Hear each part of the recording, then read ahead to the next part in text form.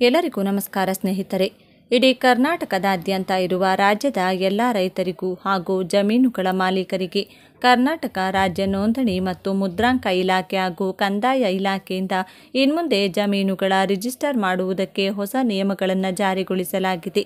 ಇನ್ಮುಂದೆ ಜಮೀನು ಅಥವಾ ಯಾವುದೇ ಆಸ್ತಿಯ ನೋಂದಣಿ ಮಾಡಿಕೊಳ್ಳಲು ಮತ್ತೆ 2 ರೀತಿಯ ಹೊಸ ದಾಖಲೆಗಳನ್ನು ಸಲ್ಲಿಸುವುದು ಕಡ್ಡಾಯವಾಗಿದೆ.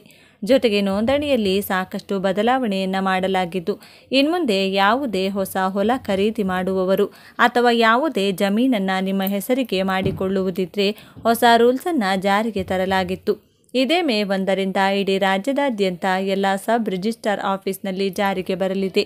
ಬನ್ನಿ, ನೀವು ಕೂಡ ಯಾವುದೇ ಆಸ್ತಿಯ ಮಾಲೀಕರಾಗಿದ್ದರೆ ಅಥವಾ ನಿಮ್ಮ ಬಳಿ ಜಮೀನು ಅಥವಾ ಫ್ಲಾಟ್ ಅಥವಾ ಮನೆ ಇದ್ದರೆ ಈ ವಿಡಿಯೋವನ್ನು ತಪ್ಪದೆ ಕೊನೆವರೆಗೂ ನೋಡಿ.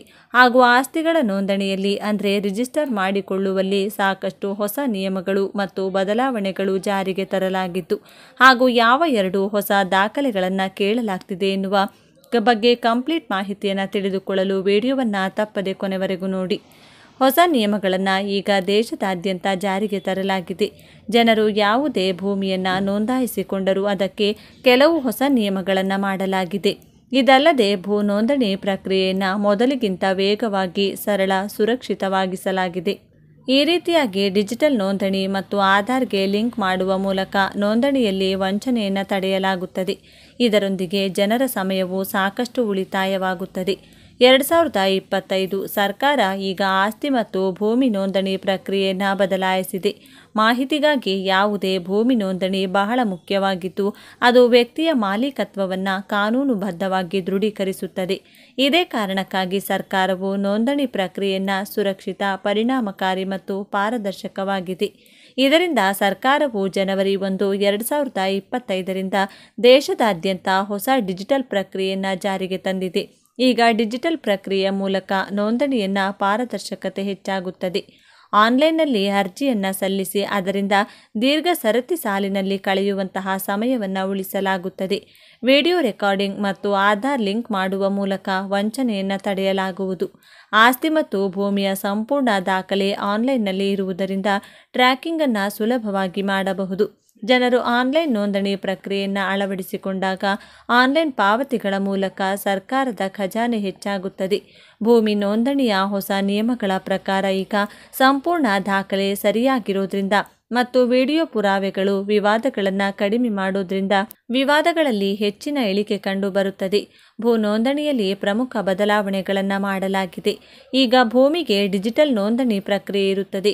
ಯಾವುದೋ ಭೂಮಿ ಅಥವಾ ಆಸ್ತಿ ನೋಂದಣಿ ಪ್ರಕ್ರಿಯೆ ಈಗ ಸಂಪೂರ್ಣವಾಗಿ ಡಿಜಿಟಲ್ ಆಗಿರುತ್ತದೆ. ಅಂತಹ ಪರಿಸ್ಥಿತಿಯಲ್ಲಿ ಎಲ್ಲ ದಾಖಲೆಗಳನ್ನು ಆನ್ಲೈನ್ ಮೂಲಕ ಮಾತ್ರ ಸಲ್ಲಿಸಬೇಕು. ಇನ್ಮುಂದೆ ಜನರು ಕಚೇರಿಗೆ ಭೇಟಿ ನೀಡುವ ಅಗತ್ಯವಿಲ್ಲ. ಈ ರೀತಿಯಾಗಿ ಡಿಜಿಟಲ್ ನೋಂದಣಿ ಪ್ರಕ್ರಿಯೆ ಅಡಿಯಲ್ಲಿ ನೀವು ಡಿಜಿಟಲ್ ಸಹಿಯನ್ನು ಪಡೆಯುತ್ತೀರಿ ಮತ್ತು ನಂತರ ಡಿಜಿಟಲ್ ಪ್ರಮಾಣ ಪತ್ರವನ್ನು ಸಹ ಪಡೆಯುತ್ತೀರಿ. ಹಾಗಾಗಿ ಈಗ ನೋಂದಣಿ ಪ್ರಕ್ರಿಯೆಯನ್ನು ಮೊದಲಿಗಿಂತ ಪಾರದರ್ಶಕ, ಸರಳ ಮತ್ತು ವೇಗವಾಗಿ ಮಾಡಲಾಗಿದೆ. ಆಧಾರ್ ಕಾರ್ಡ್ ಲಿಂಕ್ ಮಾಡುವುದು ಕಡ್ಡಾಯ. ಈಗ ಭೂಮಿಯ ಆಸ್ತಿ ಅಥವಾ ಆಸ್ತಿ ನೋಂದಣಿಗೆ ಆಧಾರ್ ಕಾರ್ಡ್ ಲಿಂಕ್ ಮಾಡುವುದು ಕಡ್ಡಾಯಗೊಳಿಸಲಾಗಿದೆ. ಇದರ ಅಡಿಯಲ್ಲಿ ಬಯೋಮೆಟ್ರಿಕ್ ಪರಿಶೀಲನೆ ಇರುತ್ತದೆ ಮತ್ತು ಈ ವಂಚನೆ ಮತ್ತು ನಕಲಿ ಮಾಡುವುದನ್ನು ನಿಲ್ಲಿಸಲಾಗುತ್ತದೆ. ಎಲ್ಲ ಭೂ ದಾಖಲೆಗಳನ್ನು ಆಧಾರ್ ಕಾರ್ಡ್ಗೆ ಲಿಂಕ್ ಮಾಡುತ್ತದೆ. ಈ ರೀತಿಯಾಗಿ ಬೇನಾಮಿ ಭೂಮಿ ಮತ್ತು ಆಸ್ತಿಯನ್ನು ಸುಲಭವಾಗಿ ಟ್ರ್ಯಾಕ್ ಮಾಡಬಹುದು. ಈಗ ನೋಂದಣಿಗಾಗಿ ವಿಡಿಯೋ ರೆಕಾರ್ಡ್ ಇರುತ್ತದೆ. ನೋಂದಾವಣಿಯ ಹೊಸ ನಿಯಮಗಳ ಪ್ರಕಾರ ನೋಂದಣಿಯ ವಿಡಿಯೋ ರೆಕಾರ್ಡಿಂಗ್ ಅನ್ನು ಈಗ ಕಡ್ಡಾಯಗೊಳಿಸಲಾಗಿದೆ. ಆದ್ದರಿಂದ ಭೂಮಿ ಖರೀದಿದಾರ ಮತ್ತು ಭೂಮಿ ಮಾರಾಟಗಾರನ ಸಂಪೂರ್ಣ ಪ್ರಕ್ರಿಯೆಯನ್ನು ದಾಖಲಿಸಲಾಗುತ್ತದೆ. ವಾಸ್ತವವಾಗಿ ಯಾವುದೇ ಕಾರಣಕ್ಕಾಗಿ ಖರೀದಿದಾರ ಮತ್ತು ಮಾರಾಟಗಾರರ ನಡುವೆ ವಿವಾದವಿದ್ದರೆ ಅದು ಬಹಳ ದೊಡ್ಡ ಸಾಕ್ಷಿಯಾಗಿರುತ್ತದೆ. ಹೊಸ ನಿಯಮಗಳ ಪ್ರಕಾರ ಶುಲ್ಕವನ್ನು ಆನ್ಲೈನ್ನಲ್ಲಿ ಠೇವಣಿ ಮಾಡಲಾಗುತ್ತದೆ. ಭೂಮಿ ಅಥವಾ ಆಸ್ತಿ ನೋಂದಣಿ ಶುಲ್ಕವನ್ನು ಈಗ ಆನ್ಲೈನ್ನಲ್ಲಿ ಪಾವತಿಸಬಹುದು. ಈ ರೀತಿಯಾಗಿ ಭೂ ನೋಂದಣಿ ಮತ್ತು ಸ್ಟ್ಯಾಂಪ್ ಡ್ಯೂಟಿ ಪಾವತಿಯ ಮೇಲೆ ವಿಧಿಸಲಾಗುವ ಶುಲ್ಕವನ್ನು ಈಗ ನೆಟ್ ಬ್ಯಾಂಕಿಂಗ್, ಡೆಬಿಟ್ ಅಥವಾ ಕ್ರೆಡಿಟ್ ಕಾರ್ಡ್ ಅಥವಾ UPI ಮೂಲಕ ಮಾಡಬಹುದು. ಹೊಸ ನಿಯಮಗಳ ಪ್ರಕಾರ ಸರ್ಕಾರ ಈಗ ನಗದು ವಹಿವಾಟುಗಳನ್ನು ಸಂಪೂರ್ಣವಾಗಿ ತೆಗೆದುಹಾಕಲಿದೆ. ಇದರಿಂದಾಗಿ ನೋಂದಣಿ ಪ್ರಕ್ರಿಯೆಯು ತ್ವರಿತಗೊಳ್ಳುತ್ತದೆ, ಭ್ರಷ್ಟಾಚಾರವು ಕೊನೆಗೊಳ್ಳುತ್ತದೆ. ಅಗತ್ಯವಾದ ದಾಖಲೆಗಳು: ಪ್ಯಾನ್ ಕಾರ್ಡ್, ಆಧಾರ್ ಕಾರ್ಡ್, ಭೂ ಅಥವಾ ಆಸ್ತಿಯ ಎಲ್ಲ ದಾಖಲಾತಿಗಳು, ಕಂದಾಯ ದಾಖಲೆಗಳು, ಹೊರೆಯಲ್ಲದ ಪ್ರಮಾಣಪತ್ರ. ಆನ್ಲೈನ್ ಮೋಡ್ನಲ್ಲಿ ಮಾಡುವುದು ಹೇಗೆ? ಸರ್ಕಾರದ ಹೊಸ ನಿಯಮದ ಪ್ರಕಾರ ಈಗ ನೀವು ಭೂ ನೋಂದಣಿ ಪ್ರಕ್ರಿಯೆಯನ್ನು ಈ ರೀತಿಯಾಗಿ ಅನುಸರಿಸಬೇಕು. ಮೊದಲನೆಯದಾಗಿ ನೀವು ಭೂ ನೋಂದಣಿಯಿಂದಾಗಿ ಸರ್ಕಾರಿ ಪೋರ್ಟಲ್ಗೆ ಹೋಗಬೇಕು. ಇಲ್ಲಿ ನೀವು ಅರ್ಜಿಯನ್ನು ಸಲ್ಲಿಸಬೇಕು. ಇದರ ನಂತರ ನೀವು ಎಲ್ಲ ದಾಖಲೆಗಳನ್ನು ಸ್ಕ್ಯಾನ್ ಮಾಡಿ ಅಪ್ಲೋಡ್ ಮಾಡಬೇಕು. ನಂತರ ನೀವು ಪೂರ್ಣ ಶುಲ್ಕವನ್ನು ಆನ್ಲೈನ್ ಮೋಡ್ ಮೂಲಕ ಮಾತ್ರ ಪಾವತಿ ಮಾಡಬೇಕು. ಇದರ ನಂತರ ನೀವು ಸಲ್ಲಿಸಿದ ದಾಖಲಾತಿಗಳನ್ನು ಆನ್ಲೈನ್ನಲ್ಲಿ ಪರಿಶೀಲಿಸಲಾಗುತ್ತೆ. ಪರಿಶೀಲನೆಯ ಪ್ರಕ್ರಿಯೆಯು ಪೂರ್ಣಗೊಂಡ ನಂತರ ದಿನಾಂಕವನ್ನು ನಿಗದಿಪಡಿಸಲಾಗುತ್ತದೆ. ಇದರ ನಂತರ ನೀವು ಸಂಬಂಧಪಟ್ಟ ಕಚೇರಿಗೆ ಹೋಗಿ ಬಯೋಮೆಟ್ರಿಕ್ ಪರಿಶೀಲನೆಯನ್ನು ಮಾಡಿಸಿಕೊಳ್ಳಬೇಕು.